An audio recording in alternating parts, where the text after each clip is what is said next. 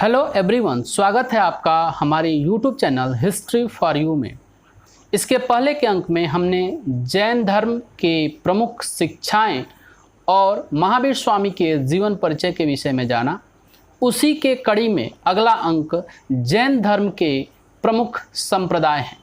इसमें हम यह जानेंगे कि जैन धर्म के दो प्रमुख संप्रदाय श्वेतांबर और दिगंबर क्या हैं, श्वेतांबर और दिगंबर के बीच अंतर क्या है।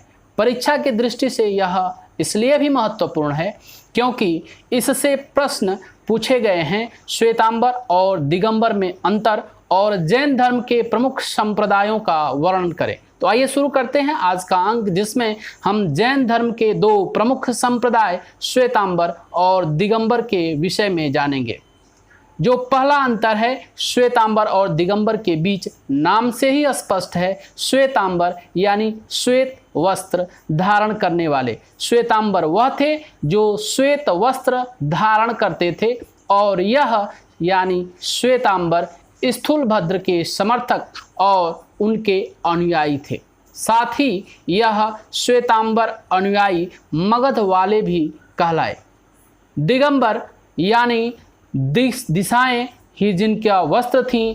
दिगंबर वह थे जो नग्न रहते थे, वस्त्र धारण नहीं करते थे और यह भद्रबाहु के समर्थक थे और ये दक्षिण वाले भी कहलाए।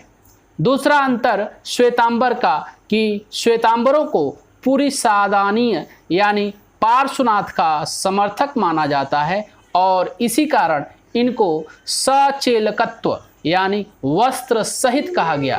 यानी जो वस्त्र धारण करने वाले थे सचेलकत्व यानी वस्त्र पहनने वाले थे।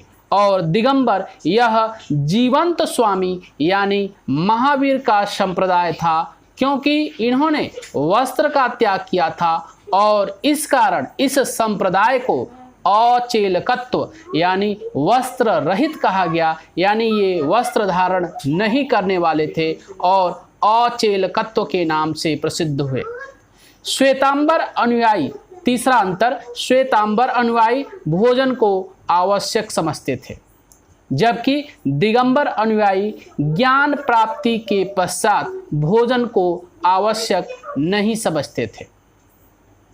चौथा अंतर, श्वेतांबर मतानुसार महावीर स्वामी का भ्रूण परिवर्तित कर त्रिशला के गर्भ में स्थापित किया गया था और महावीर स्वामी विवाहित थे, जबकि दिगंबर मतानुसार महावीर का भ्रूण एक ही था और महावीर स्वामी अविवाहित थे।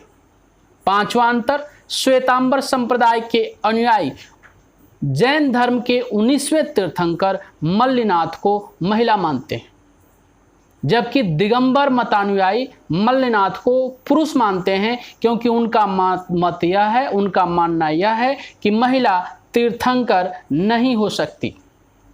इसके अलावा छठा अंतर, श्वेतांबर संप्रदाय के अनुयायी यह जैन आगम यानी जैन साहित्य में विश्वास रखते थे, जैन आगमों को मानते थे, जबकि दिगंबर आगमों को मान्यता नहीं देते थे, आगम को नहीं मानते थे।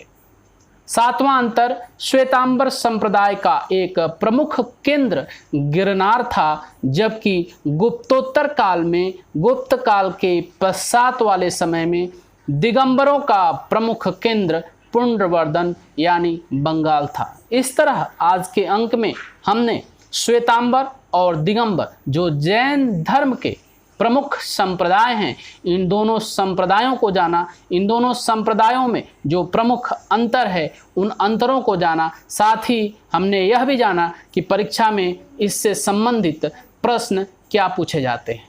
तो आज के अंक के लिए इतना ही। मिलते हैं एक नए अंक के साथ, तब तक के लिए बहुत बहुत धन्यवाद।